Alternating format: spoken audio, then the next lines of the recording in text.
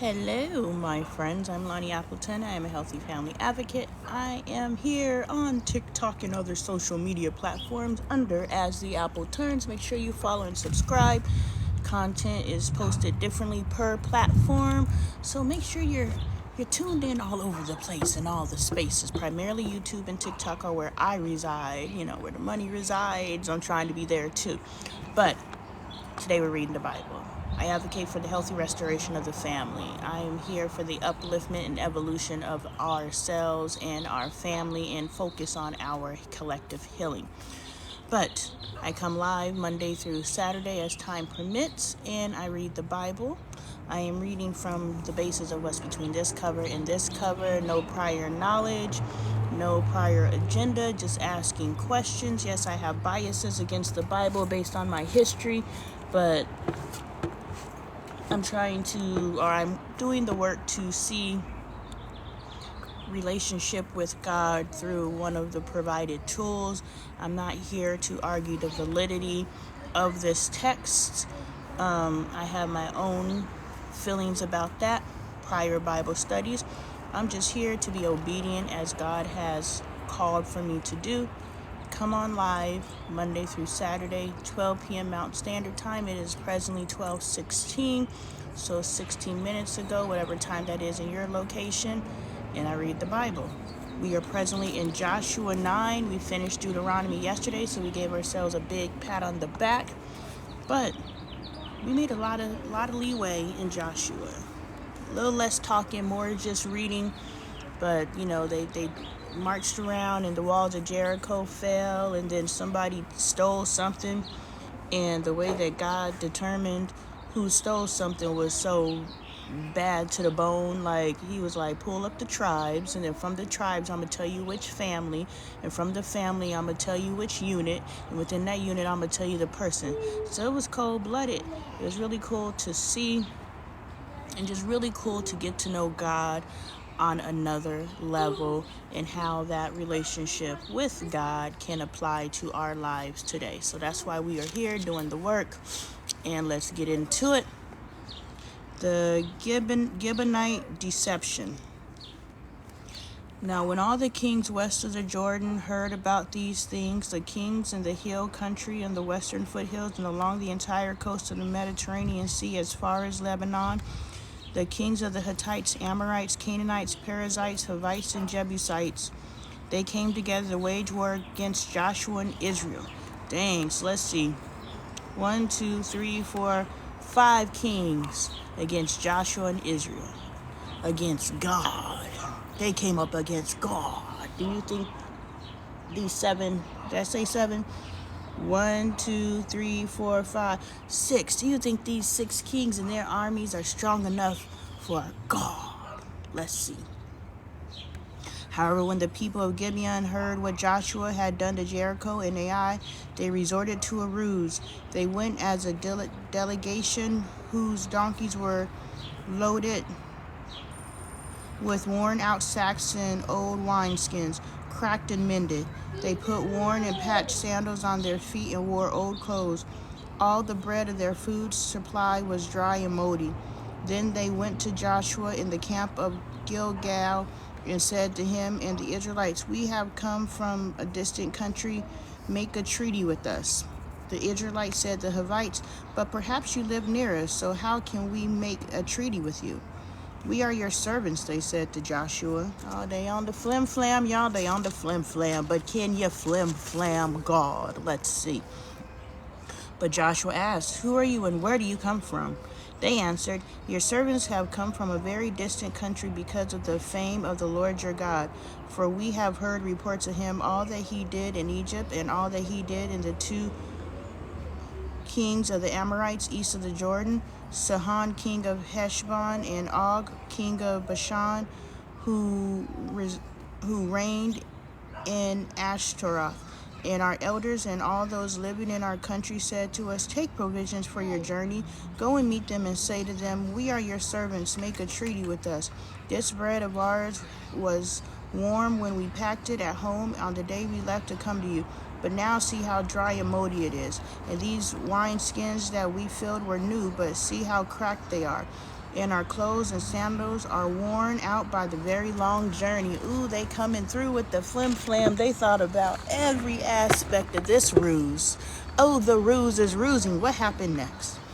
The Israelites sampled their provisions but did not inquire of the Lord. Always consult God.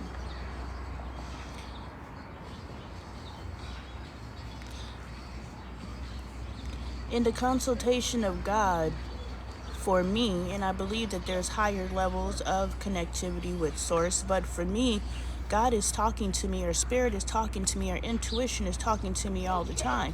Those of you who pay attention to me and you see me pause, or you see my eyes start jetting back and forth, or you see, different things happening, is because every time I say something, there is another voice simultaneously redirecting me and telling me other ways of presenting, of thinking, of all these different things. This is why when people tell me I'm a contradiction, because I'll say something or I'll present a perspective, but right in that moment, alternate perspectives are presented. So I must honor them as well. But always consult God in all decisions you make in life. The Israelites sampled their provisions, but did not inquire of the Lord. Then Joshua made a treaty of peace with them to let them live, and the leaders of the assembly ratified it by oath.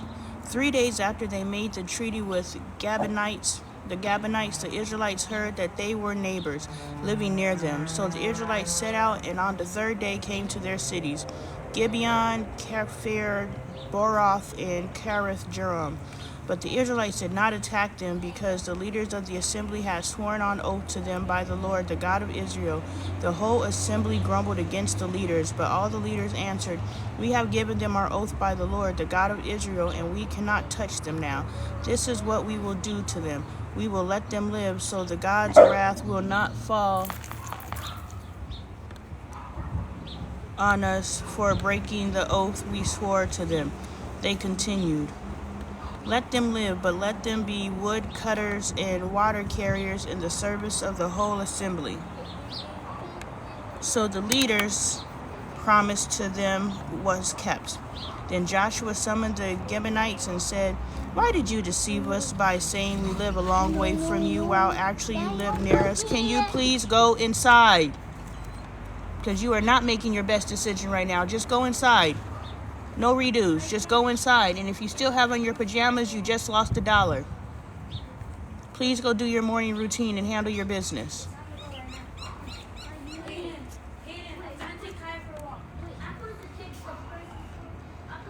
You will never be released from a service as woodcutters. You lived a long way from us while actually you live near us. You are now under a curse. You will never be released from service as woodcutters and water carriers for the house of my God. They answered Joshua, "Your servants were clearly told how the Lord your God had commanded his servant Moses to give you the whole land and to wipe out all its inhabitants from before you. So we feared for our lives because of you, and that is why we did this. We are now in your hands, but do to us whatever seems good and right to you." So Joshua saved them from the Israelites, and they did not kill them. That day he made the Gibeonites woodcutters and water carriers for the assembly, to provide for the needs of the altar of the Lord at the place the Lord would choose, and that is what they are to this day. That just makes me think of... Hold on. Michael and Caden! That just makes me think of, if there is something on your family. I don't know how this works, because I don't want to speak nothing to not, I'm not trying to say nothing, but if your people, with those chargers by that thing of water, I don't think that water and those chargers need to be next to each other. What do you think? I think that you should move either the water or you move the chargers. And be careful, because you can then drop it into the water. So all that pulling, you need to chill out, right? And you need to put on some clothes. If you leave this house in your pajamas, I'm wiping your account out. So just go put some clothes on, okay? It's okay. Present yourself the best way you can. Thank you. I just think, is it something Like, we work hard, and we can't seem to get ahead. Can it be that we're, what are these people? Gabonites. Maybe we're Gabonites and we're supposed to be woodcutters and water carriers. Meanwhile, we're trying to be, all these other things. But if it was just put on our lineage to be, I don't know, it's just weird. Like, you're trying to achieve something, but it seems like you're not. It just keeps thwarting you, because I don't want the water and the electricity next to each other. So please either move the water or move the chargers, because it doesn't make sense, right? Good thinking. I don't know. It's just weird. The sun stands still, chapter 10. Now Abani-Zedek, king of Jerusalem, heard that Joshua had taken Ai and totally destroyed it. I'm sure it says something besides Ai, but it's an A and an I, so that's how I'm saying it. Doing to Ai and its king as he had done to Jericho and its king, and that the people of Gibeon had made a treaty of peace with Israel and had become their allies. He and his people were very much alarmed at this, because Gibeon was an important city, like one of the royal cities. It was larger than Ai, and all its men were good fighters. So Adoni-Zedek, king of Jerusalem, appealed to Hoham, king of Hebron, Param, king of Jarmuth, Japhia, king of Lachish, and Debir, king of Eglon. Come up and help me attack Gibeon, he said, because it has made peace with Joshua and the Israelites. See, they didn't want no smoke with Joshua and the Israelites, but they was going to mess with the people that made the peace. After this water was dirty, that's why I poured it out and returned with good water. You put some good water in there? Yeah. That's very smart of you. Because the water was bad. So. Good looking out. Yeah. I appreciate you. Then the 5 kings of the Amorites, the kings of Jerusalem, Hebron, Jarmuth, Lachish, and Eglon, joined forces. They moved up with all their troops and took up position against Gibeon and attacked it. The Gibeonites then sent word to Joshua in the camp of Galil, do not abandon your servants. Come up to us quickly and save us. Help us, because all the Amorite kings from the hill country have joined forces against us. Woo-wee. So Joshua marched up from Galil with his entire army, including all the best fighting men. The Lord said to Joshua, do not be afraid of them. I have given them into your hand. Not one of them will be able to withstand you. After all, good job. After all, did you brush your teeth and comb your hair? Wash your face? Handle your business. Make sure your nails are clean. Handle your business. Remember, every day.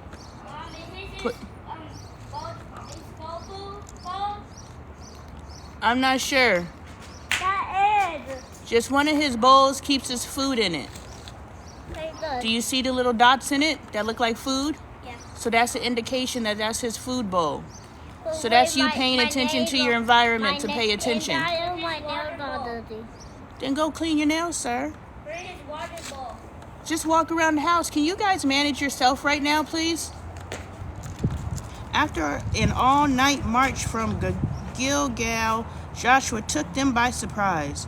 The Lord threw them into confusion before Israel, so Joshua and the Israelites defeated them completely at Gibeon. Israel pursued them along the road going up to Beth Horon and cut them down all the way to Azekah and Makkedah, as they fled before Israel on the road down from Beth Horon to Azekah. The Lord hurled large hailstones down on them, and more of them died from the hail than were killed by the swords of the Israelites. See, the Israelites just had to show up. God was like, boom, boom, boom, got them.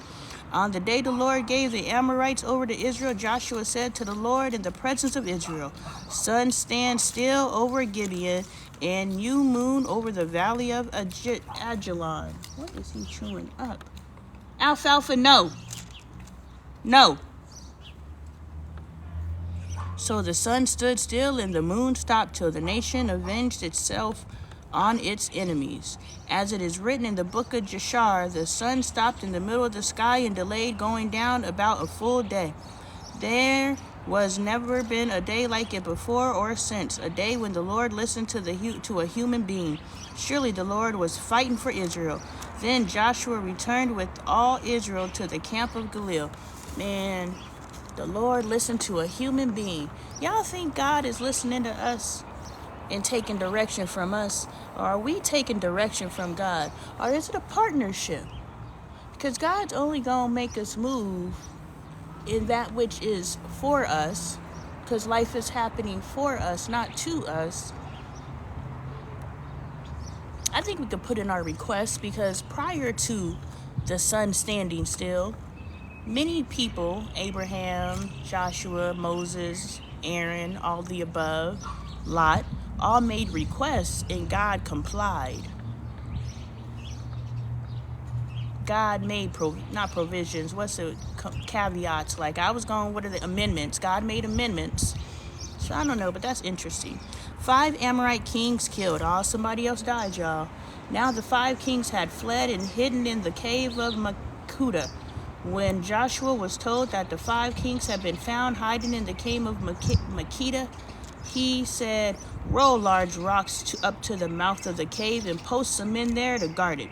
But don't stop. Pursue your enemies. Attack them from the rear and don't let them reach their cities, for the Lord your God has given them into your hand. So Joshua and the Israelites defeated them completely, but a few survivors managed to reach their fortified cities.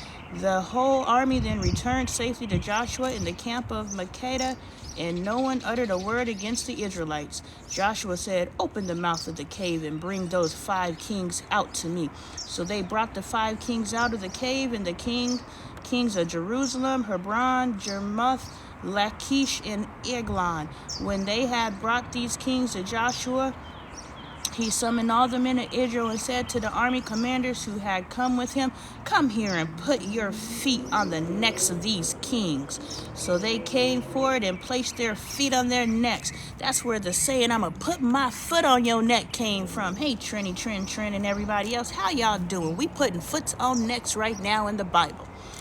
Anyway, Joshua said to them, do not be afraid, do not be discouraged, be strong and courageous. This is what the Lord will do to all the enemies you are going to fight. God is putting his foot on their necks. Don't be scared of nobody. You march and you know that you are being guided. And anybody who stands against you, they about to get a God-sized foot on their neck. That's what I'm talking about.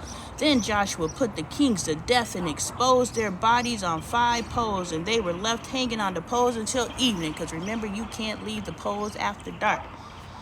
At sunset, Joshua gave the order, and they took them down from the pole and threw them into the cave where they had been hiding. They said they didn't place them. They didn't bury them. They threw their asses back in the cave. The disrespect of it all. At the mouth of the cave, they placed a large rock where they are there to this day. Whew. It's getting gully when you go up against God, I'm just saying. Southern cities conquered. The day Joshua took Makkedah, he put the city and its kings to the sword and totally destroyed everyone in it.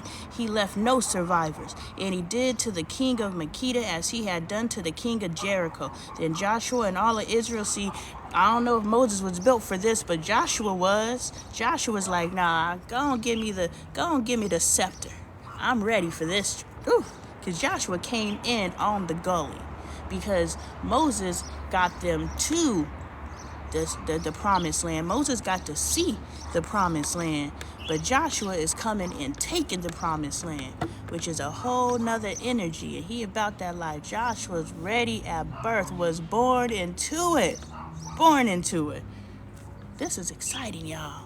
Yes, he did, girl. I'm telling you. Let's go. Then Joshua and all of Israel with him moved on from Makkedah to Libnah. I would have just left.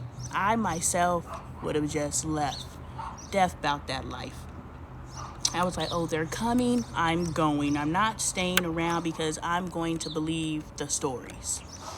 Anyway, and attacked it. The Lord also gave that city and its kings into Israel's hand. The city and everyone in it Joshua put to the sword.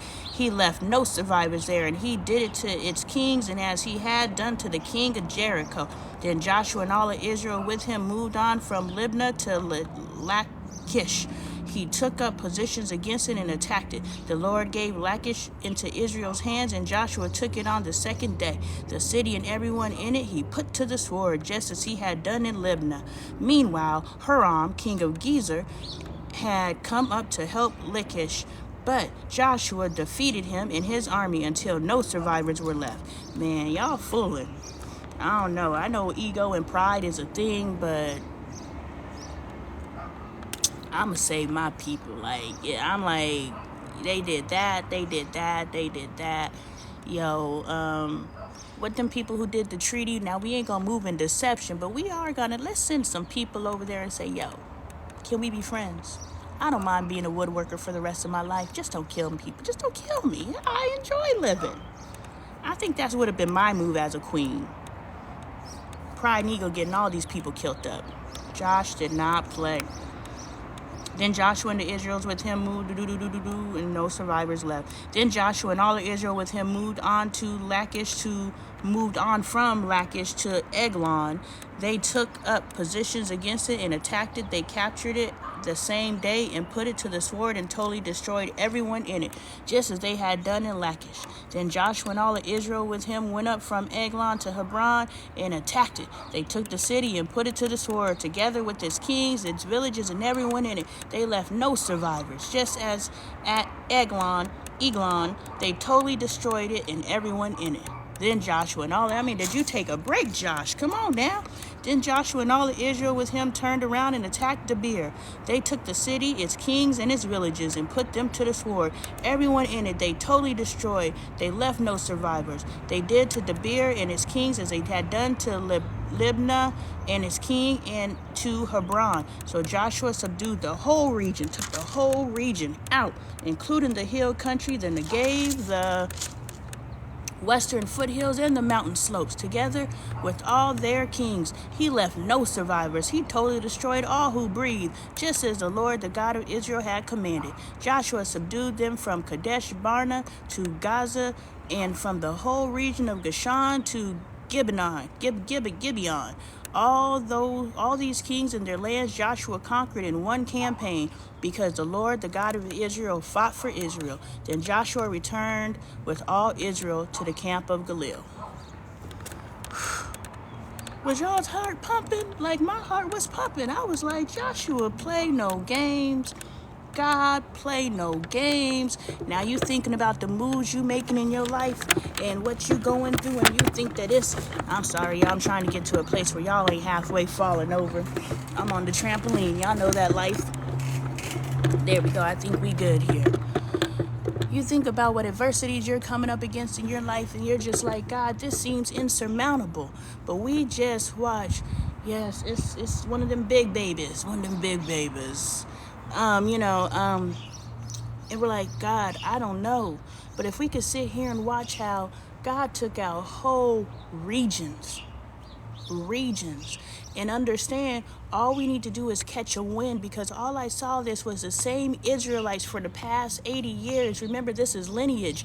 These particular Israelites may not have been the ones who are grumbling against the Lord, but this is lineage. So if your mama grumbling against God, and that means you probably grumbling against God, which means you giving birth to kids that's probably grumbling against God, because we are being taught, unless we go outside of our homes to figure out how to have true relationship with God, we're being taught to grumble against the Lord. We're not being taught how to walk in faith. We're not being taught how to truly trust God, how to truly know God. Half of us don't even read the Bible because it's a book of lies. But if we can take these lies and derive some truth from it, all I see is God said, didn't I tell you to do that? And I got you if you do it. That's all I saw. So as I'm out here doing and making the moves that I know that I'm divinely called to do, I know that God taking out whole regions on my behalf. Danger seen and unseen. Why? Because he been doing it. Why he gonna stop when it come to me? Why he gonna call me to do something and be like, but you figure it out? Why is God gonna call you to do something and be like, but you figure it out? The moment you start figuring it out, you took it out of God's hands and placed it in your own. And at that point, you truly do have to figure it out. But if you just ride the wave, the wave of divinity, in the spirit of discernment, knowing which wave you riding, it's a tricky game. I ain't necessarily figured it out, but I'm figuring it out, and that's why we here, because we figuring it out. Yes, I'm saying. Let's keep reading. This is getting good. Chapter 11, Northern Kings defeated. Y'all, I'm so happy. I'm so happy we powered through Deuteronomy. Well, Deuteronomy was good, but we powered through Numbers and Exodus and Leviticus. I'm happy we made it to Joshua, because this is giving Genesis energy, and I'm so happy to be here for it. Chapter 11.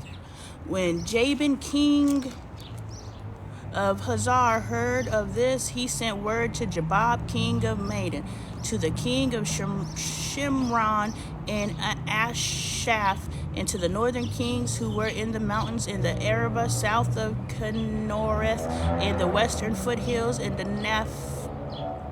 Nephoth Dor on the west, to the Canaanites to the east and the west, and to the Amorites, Hittites, Perizzites, and Jebusites in the hill country, and to the Hivites below Hermon in the region of Mizpah.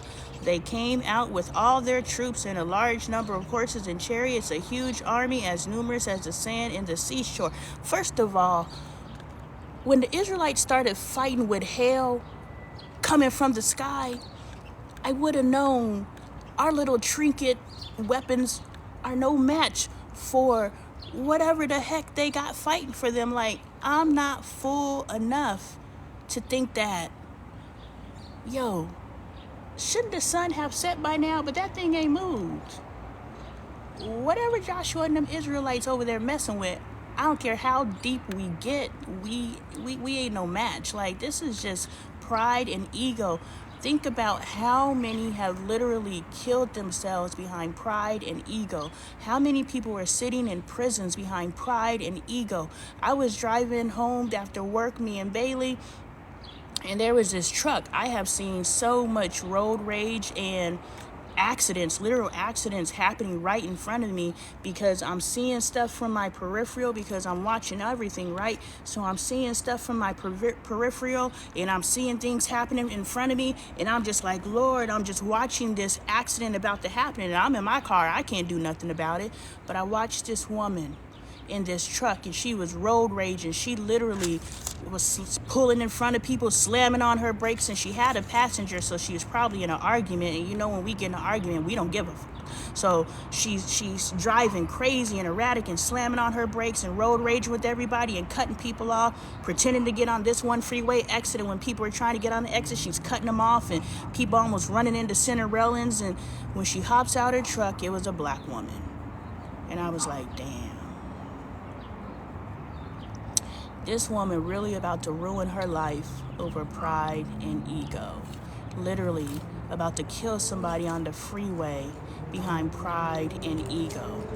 And I don't know what's going on in her present life, what was going on in the cab of that truck, what was going on. That's like that woman who killed all them people because she was mad at her boyfriend or whatever, and blew through that light and killed all them people behind pride and ego. So when I listen to all these kings who are clearly watching what's happening and watching God devour all these people, just destroy them, not one living being left, not even the cat, the stray cat got it. And y'all still in pride and ego, like, that's just tomfoolery to me. So we got to pay attention to, as we move through life in 2024, how many times we have all the information available to us and we still making dumb decisions behind pride and ego. The moment you move into pride and ego, you have separated yourself from God, and good luck with that, myself included. Like, don't play with the wrath of God. Do not play. I am learning. I have been spanked. I continue to get spanked. I will get spanked while I am saying something. God will correct me in my sentence. Like, I ain't even got to get to the actual physical world. While I'm theorizing and working something through, God will spank my behind in that moment. And I'm like, dang, you got me. Okay, pride and ego done almost got me, but you got me. My bad. I'm saying let's keep reading, y'all. Thank you for the love and thank you for the share. A huge army is as numerous as the sands. They came out with all the troops and a large number of horses and chariots. A huge army as numerous as the sand on the seashore. All these kings joined forces and made camp together at the waters of Moram to fight against Israel.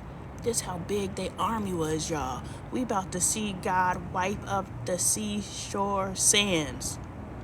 Let's go. The Lord said to Joshua, "Do not be afraid of them, because by this time tomorrow I will hand all of them slain over to Israel. You are to hamstring their horses and burn their chariots." Dang, the horses. Dang, the horses got it, y'all. God don't play. So Joshua and his whole army came against them suddenly at the waters of Merom and attacked them, and the Lord gave them into the hands of Israel. They defeated them and pursued them all the way to Greater Sidon, to Misrephoth-Maim, and to the valley of Mizpah on the east, until no survivors were left. Joshua did to them as the Lord had directed. He hamstringed their horses and burned their chariots. At that time, Joshua turned back and captured Hazar and put its king to the sword. Hazar had been the head of all these kingdoms. Hazar, yep, you get it personally. Hazar, you get a personal butt spanking. Well, death, ain't no spanking, you dead. Everyone in it they put to the sword. They totally destroyed them, not sparing anyone that breathed, and he burned Hazar itself. Whew. Today's reading, hey friend, how you doing, coffee brown sugar? Joshua took all these royal cities and their kings and put them to the sword. He totally destroyed them, as Moses, the servant of the Lord, had commanded. Yet Israel did not burn any of the cities built on their mounds except Hazar, which Joshua burned. Joshua himself set that up. I gotta stop cussing while I'm reading the Bible, but he set that mug on fire. The Israelites carried off for themselves all the plunder and livestock to these cities, but all the people they put to the sword until they completely destroyed them, not sparing anyone that breathed. At the Lord's command, his servant Moses, so Moses commanded Joshua, and Joshua did it. He left nothing undone of all that the Lord commanded Moses. So Joshua took this entire land, the hill country, all the Negev, the whole region of Goshen, the western foothills to Arabah, and the mountains of Israel with their foothills from Mount Halek, which raises toward Seir, to Baal Gad, and the valley of Lebanon below Mount Hermon. He captured all their kings and put them to death. Joshua waged war against all these kings for a long time. Yeah, he was fighting for a minute, except for the Hivites living in Gibeon. Not one city made a treaty of peace with the Israelites. We would have made a treaty, y'all, who took them all in battle, for it was the Lord himself who hardened their hearts. God wouldn't let it happen, to wage war against Israel, so that he might destroy them totally, exterminating them without mercy. An extermination, y'all. Ooh, that's nasty language. As the Lord had commanded Moses. At that time, Joshua went and destroyed the Anakites from the hill country, from Hebron to Beer and Anab, from all the hill country of Judah, and from all the hill country of Israel. Joshua totally destroyed them in their towns.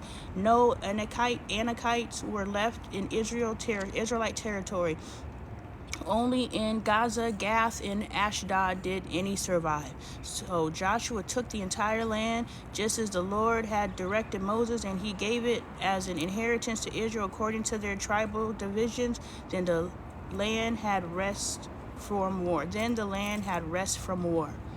Whew. That was something, y'all. What time is it? It's 12:48. Let's go. List of defeated kings, chapter 12. All right, we about to get into some names, and you already know me and these names. These are the kings of the land whom the Israelites had defeated and whose territory they took over east of the Jordan, from the Arnon Gorge to Mount Hermon, including all the eastern side of the Arabah. Sihon, king of the Amorites, who reigned in Heshbon. He ruled from Aror on the rim of the Arnon Gorge, from the middle of the gorge to the Jabbok River, which is the border of the Ammonites. This included half of Gilead. He also ruled over the eastern Arabah, from the Sea of Galilee to the Sea of Arabah, that is the Dead Sea, to Beth Jeshimoth, and then southward below the slopes of Pisgah, in the territory of Og, king of Bashan, one of the last of the Rephaites, who reigned in Ashtaroth and Idri. He ruled over Mount Hernon, Salika, all of Bashan, to the border of the people of Geshur, and Maacah, and half of Gilead, to the border of Sihon, king of Heshbon. Moses, the servant of the Lord, and the Israelites conquered them, and Moses, the servant of the Lord, gave their land to the Reubenites, the Gadites, and the half-tribe of Manasseh to be their possession. Here is the list of the kings of the land that Joshua and the Israelites conquered on the west side of the Jordan, from Baal-Gad of the valley of Lebanon to Mount Halak, which rises towards Seir. Joshua gave their lands as an inheritance to the tribes of Israel according to their tribal divisions. The lands included the hill country, the western foothills, the Arabah, the mountain slopes, the wilderness, and the Negev. These were the lands of the Hittites, Amorites, Canaanites, Perizzites, Hivites, and Jebusites. These were the kings. The king of Jericho, 1. The king of Ai near Bethel, 1. The king of Jerusalem, 1. The king of Hebron, 1. The king of Jarmuth, 1. The king of Lachish, 1. The king of Eglon, 1. The king of Gezer, 1. The king of Debir, 1. The king of Gedar, 1. The king of Harma, 1. The king of Arad, 1. The king of Lebanon, oh no, that's not what that says, Libnah, 1. The king of Adullam, 1. The king of Makkedah, 1. The king of Bethal, 1. The king of Tepuah, 1. The king of Hepher, 1. The king of Aphek, 1. The king of Lasharon, 1. The king of Madan, 1. The king of Hazor, 1. The king of Shimron, Moran, 1. The king of Aksheph, 1. Why, if it's all one, you gotta say 1. The king of Tekna, Tanek, 1. The king of Megiddo, 1. The king of Kadesh, 1. The king of Jokneam and Carmel, 1. The king of Dor and Nephana, Dor, 1. The king of Giam and Gilgal, 1. The king of Tirzah, 1. 31 kings in all. Joshua took out God. Joshua's the vessel. You're the vessel. Let's not take credit for God's work, but we also can say, hey, I was the vessel too, so I put in work too. I had to swing the sword. You just swung it for me. Anyway, 31 kings in all the army. Land still to be taken, chapter 13. When Joshua had grown old, the Lord said to him, you are now very old, and there are still very large areas of land to be taken over. We ain't done, Joshua. This is the land that remains, all the regions of the Philistines and Geshurites, from the Shihor River on the east of Egypt to the territory of Ekron on the north, all of it's counted as Canaanite, though held by the 5 Philistine rulers in Giza, Ashdod, Ashkelon, Gath, and Ekron. The territory of the Avites on the south, all the land of the Canaanites from Ara of the Sidonites as far as Aphek, in the border of the Amorites, the area of Byblos, and all Lebanon to the east, from Baal Gad below Mount Harmon to Lebo Hamath. As for all the inhabitants of the mountain regions from Lebanon to Misrephoth, Mayim, that is all the Sidonians, I myself will drive them out before the Israelites. Be sure to allocate this land to Israel for an inheritance as I have instructed you, and divide it as an inheritance among the 9 tribes and half of the tribe of Manasseh.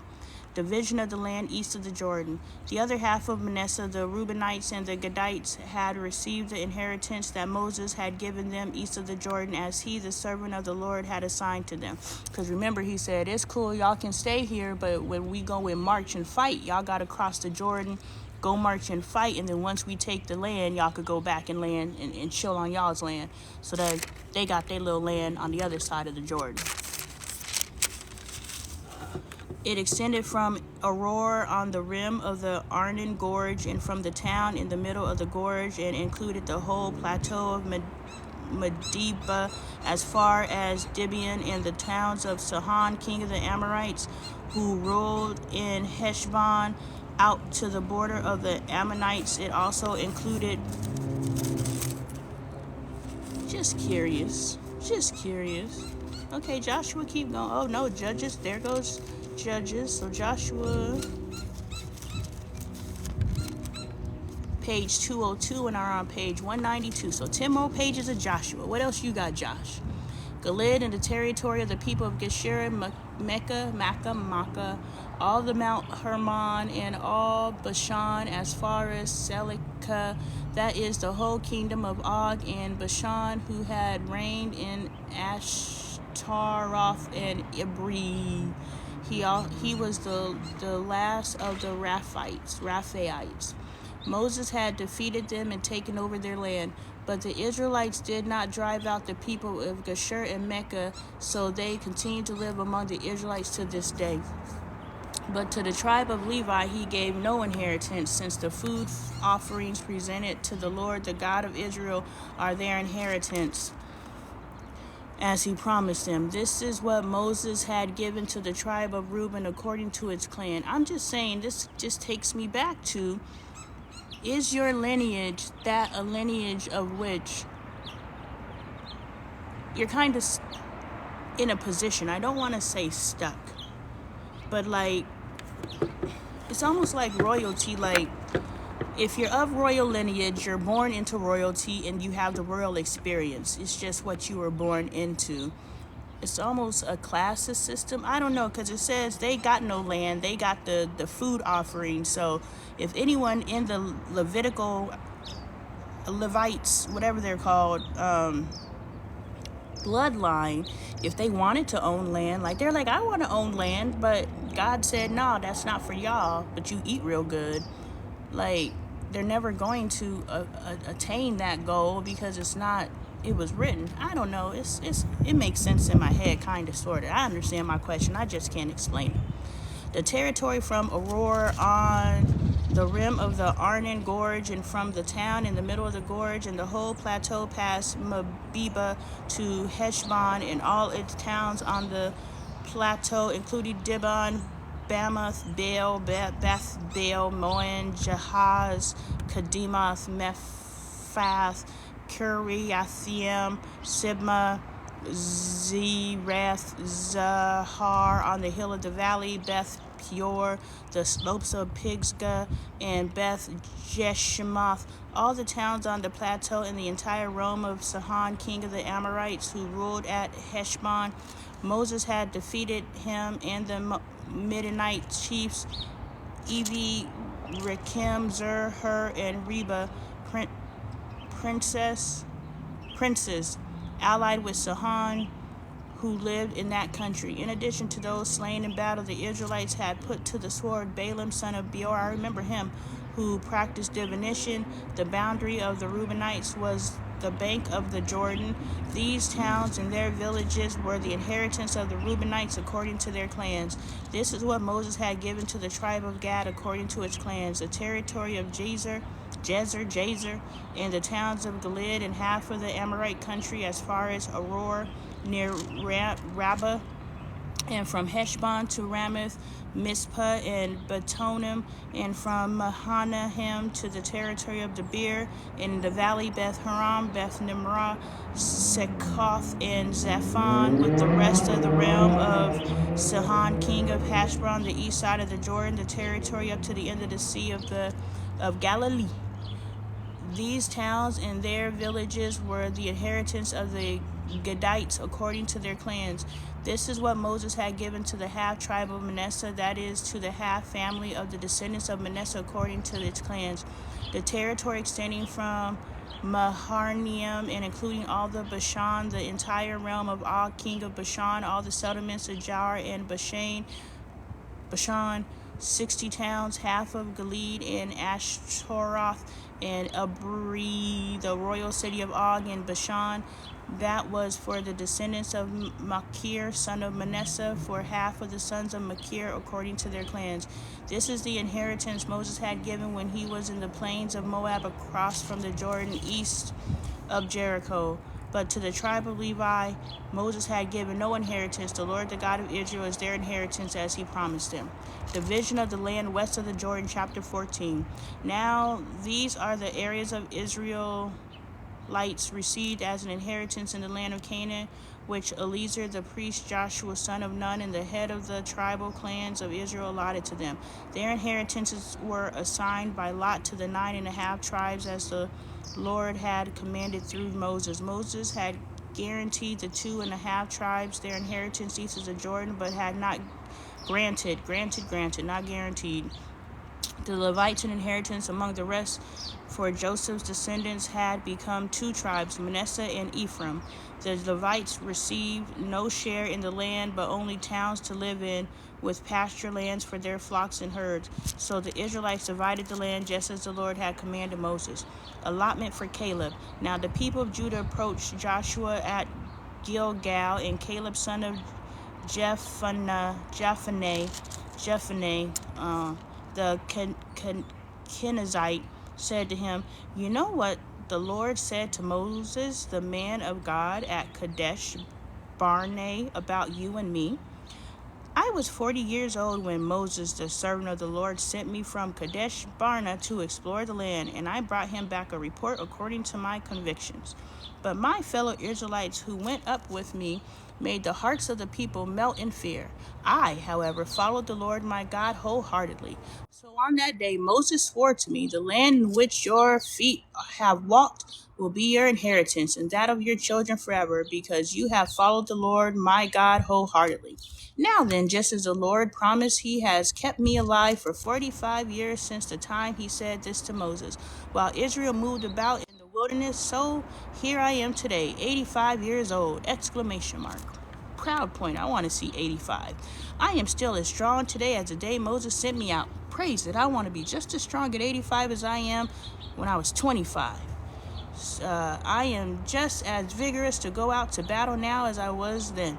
Now give me this hill country that the Lord promised me that day.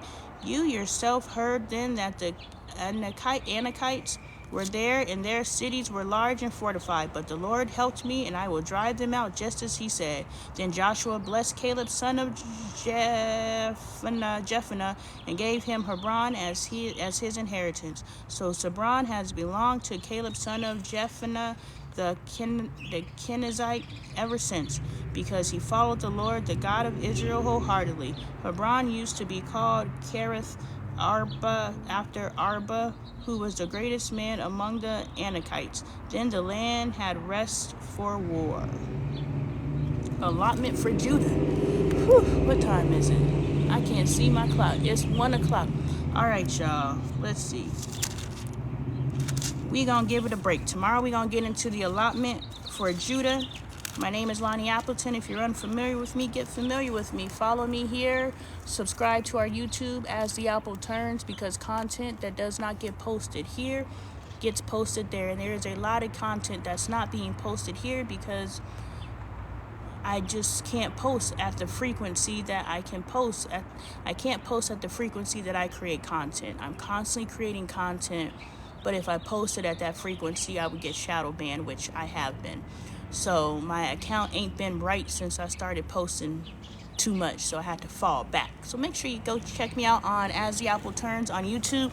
If you are interested in Bible study, I do Bible study Monday through Saturday, 12 p.m. Mountain Standard Time. It is presently 1:03, which means an hour and 3 minutes ago, I do Bible study now. I'm always late, but I show up because I am keeping a promise to not only myself, but I am keeping a promise to God. So I show up. I don't have anything to do tomorrow, so I will be... Girl, how do I get into it? What is it? You gotta tell me what it is. But tomorrow I don't have anything to do, so I'll be here tomorrow at noon, Mountain Standard Time, so an hour ago, Bible study.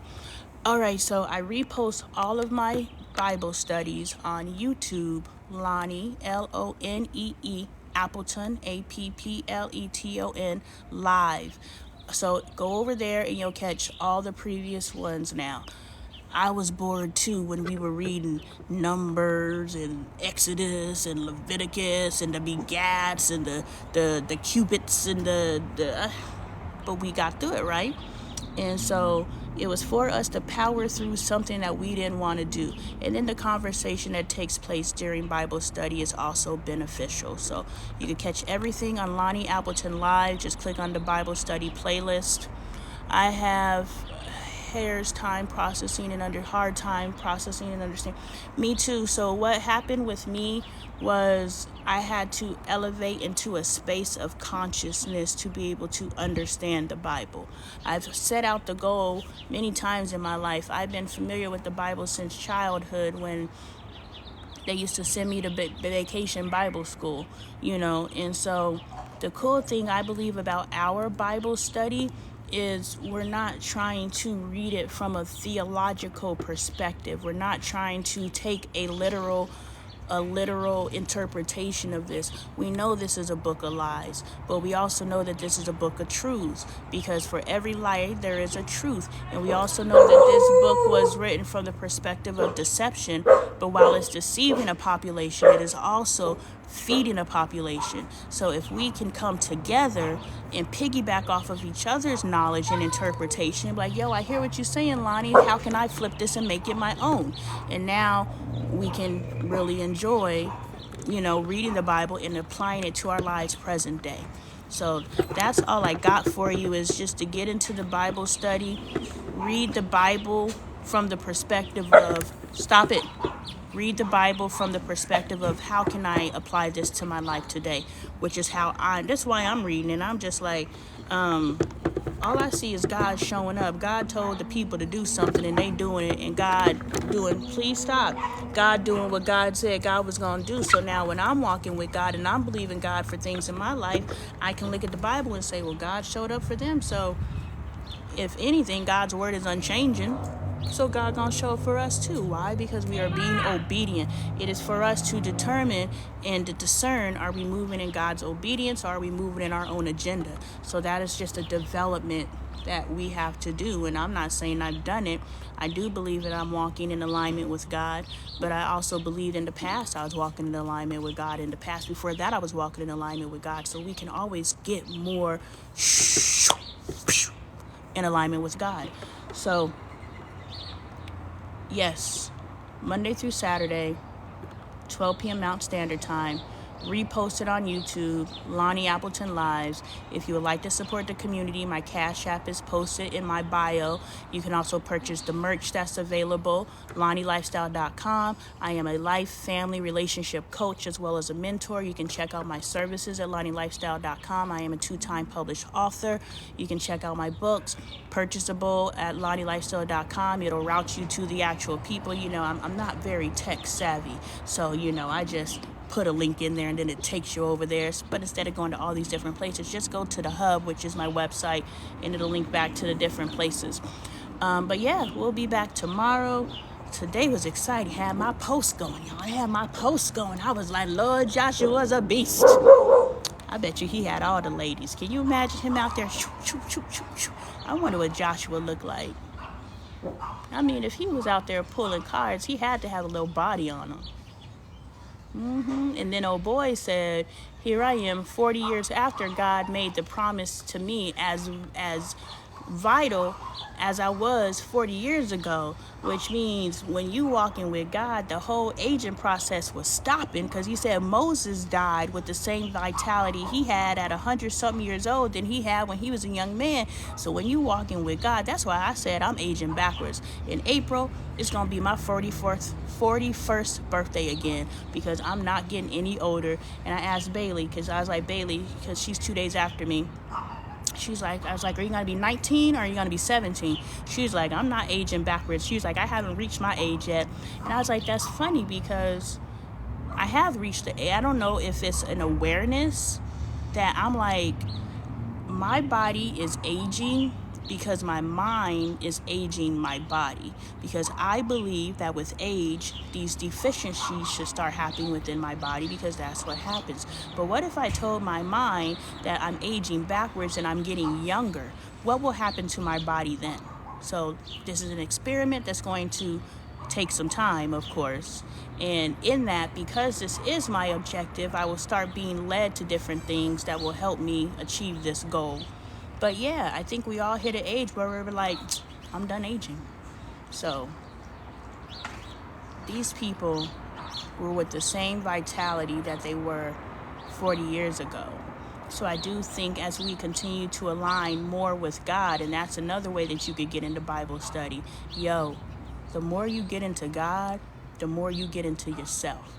The more you get into God, the better your life gets, like for real, like not playing this church stuff, not playing this relationship, but for real, getting in alignment with God. Like if you knew that was the ticket out of this hell, that's enough to pick up a Bible in itself. If that's the freedom, the breaking of the chains is in your relationship with God, however you choose. This is just a methodology that I choose, and I just started reading January 1st. I ain't read a Bible since the Bible read me.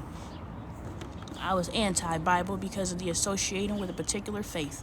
But, when God told me December 31st, 3 days prior to December 29th, 30th, 31st, when God told me December 29th to read the Bible, I said, okay, I'll be obedient. I don't know why you got me reading the Bible. Me? Okay, I'll do it. And life has improved ever since. So, that's a reason enough to do something that we don't even know we understand. But understand, if we know the history of seed planting, and we know that a seed is planted, but it will not yield fruit until it's time. If you sit down and read the Bible, whether you comprehend it or not, understand that the seeds is being implanted because you have now brought it into your field of awareness, whether you can utilize it today or it's something that was planted into your subconscious so that you can utilize it in the future. Do not deprive yourself of future opportunities simply because it is not within your scope of awareness today. So get into something that you're like, I don't even know why I'm here, but I'm here. And it'll come into fruition in its time. But if you never even get the lesson, when the time comes, there's no fruit to yield. So you guys have a blessed day. Thank you for the love. Thank you for the shares. Thank you for the views. I truly appreciate it. And we'll be back tomorrow.